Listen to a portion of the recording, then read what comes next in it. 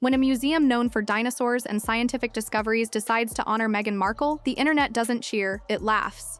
The Natural History Museum of Los Angeles just announced that Meghan is the guest of honor at its upcoming Night of Wonder Gala, and instead of applause, what followed was a storm of confusion, mockery, and one brutal roast by none other than Jon Stewart. Yes, that Jon Stewart.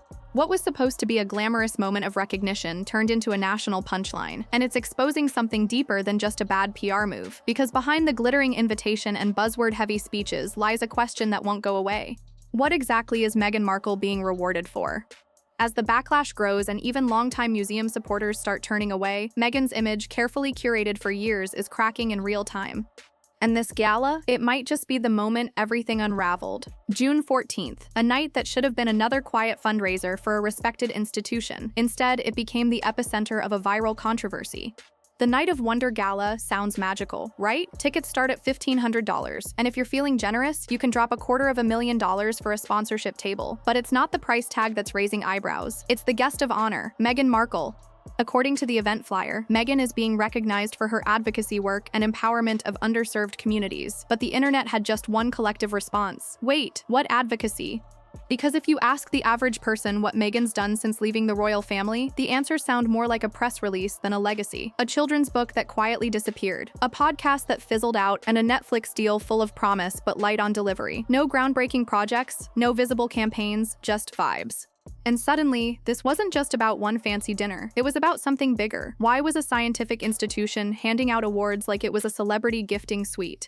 What started as a polished event announcement turned into a slow-motion PR train wreck. And the questions were just beginning. Just days before the gala, Meghan dropped what was framed as a surprise, a bonus episode of her long-dormant podcast. After announcing the show was essentially over, she returned for one last encore. And her guest, Tina Knowles, Beyoncé's mom. Now on paper, it sounds powerful. Two women talking about legacy, motherhood, empowerment. But once the episode aired, something felt off.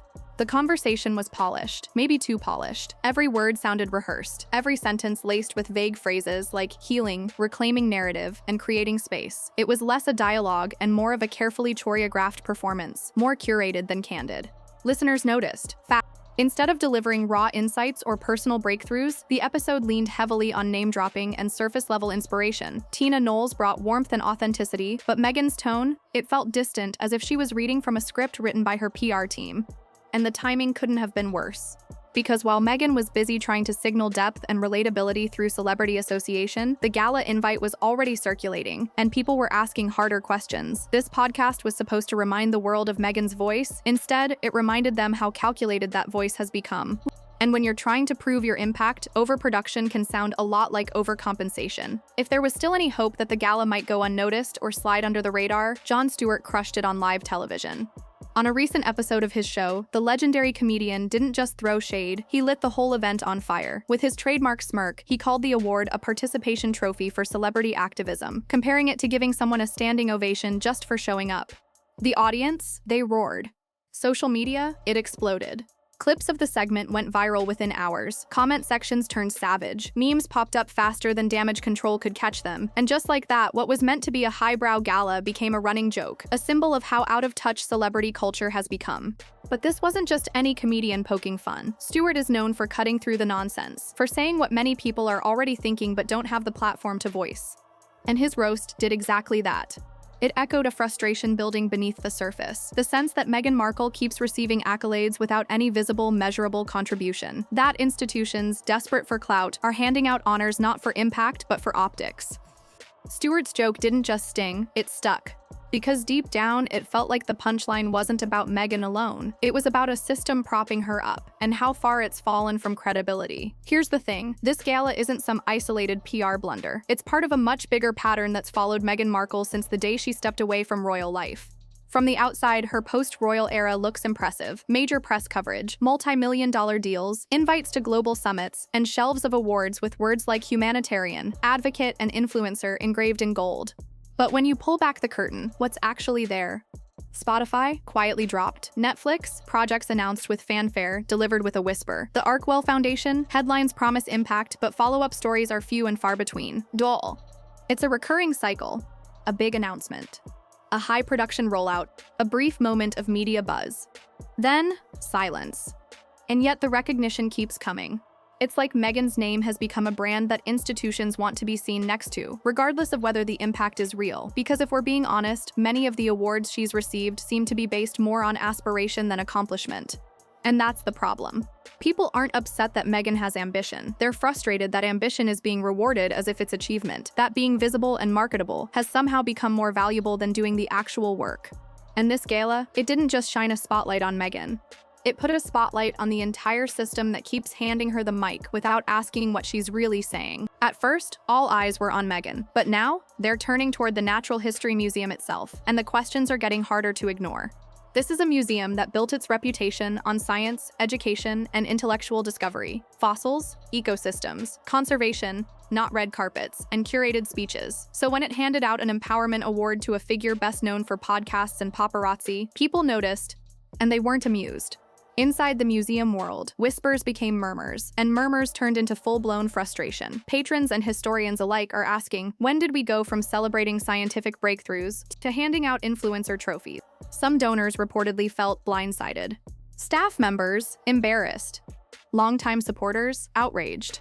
Because this isn't just about one event, it's about an institution trading its legacy for Instagram likes, about a place once dedicated to truth and discovery, now bowing to the glitz of Hollywood in hopes of snagging attention, or maybe just a hefty donation. But here's the catch: chasing celebrity doesn't guarantee respect. If anything, it risks eroding the very thing museums are supposed to stand for: credibility. And now, instead of celebrating a noble mission, the Natural History Museum is being dragged across headlines, ridiculed online, and lumped into a growing list of institutions losing their way in a fame-obsessed culture. This wasn't just a misstep. It was a warning sign.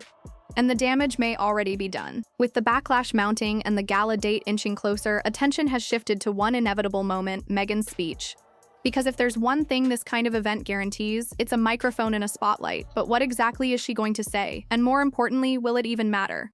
If her past public speaking is any indication, we already know the formula: a polished tone, big abstract words, equity, healing, narrative, empowerment, sentences that sound powerful but don't actually say much. It's less about clarity and more about atmosphere.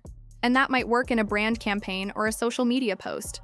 But this is a $1,500 a plate gala, hosted by a museum built on substance, not slogans.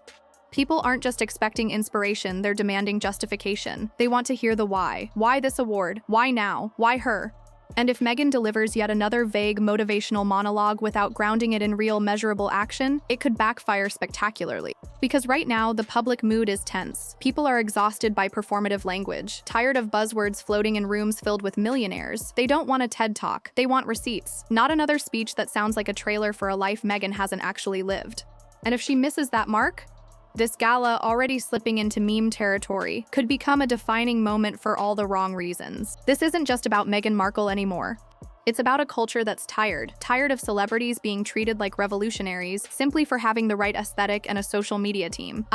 There was a time when Meghan stepping back from the royal family felt bold. A woman challenging the system, reclaiming her voice, promising to champion the unheard. People were intrigued, even hopeful. But over time, that promise faded. The headlines kept coming, but the substance didn't. What's left now is a pattern. She enters a space with bold intentions. There's hype, press, and perfectly filtered photos. Then the follow-through evaporates. Spotify? Gone. Netflix? Barely made ripples. Her foundation? More questions than results. And yet the awards keep piling up. The public isn't being petty, they're being honest. They're asking what they should be asking. What did she actually do? Because saying you care isn't the same as doing something about it, especially when the only visible action is attending galas with 5-figure price tags. It's not just Meghan. She's become a symbol of a larger fatigue. Of celebrities turning activism into a brand.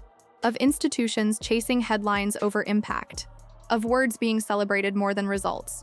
People want action, not optics. Commitment, not campaigns. And when they don't see it, they don't just tune out, they push back.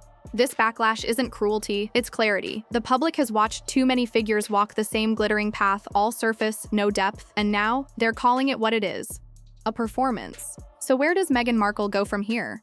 The backlash is loud, the laughter is louder, and the award that was meant to elevate her image is now dragging it through the mud. But despite the noise, despite the memes, there's still something Meghan hasn't lost: the chance to turn this around.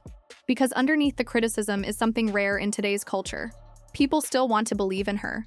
They just need a reason. But here's the hard truth: you can't rebrand your way out of this. You can't podcast your way to credibility.